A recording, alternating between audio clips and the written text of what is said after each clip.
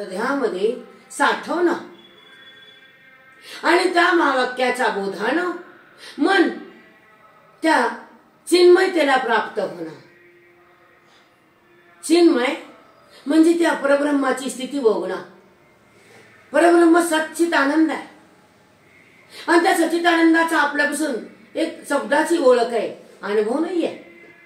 ते सत आणि चित आणि आनंद त्या महावाक्यातून बुद्धीला ह्या तीन पदाची प्राप्ती होती, अनुभूती येते आणि मी सद्रूप आहे असा प्रत्यय गुरु आणून देतात।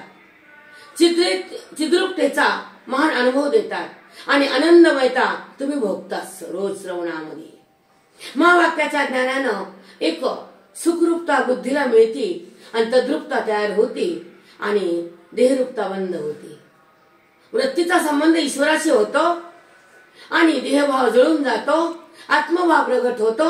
महावाक्याचा प्रसाद ह्या हृदयाच्या मंदिरात येतो, तो जीवात्मा मुक्त होतो, जीवात्मा मुक्त होतो। आता कसा मुक्त होतो?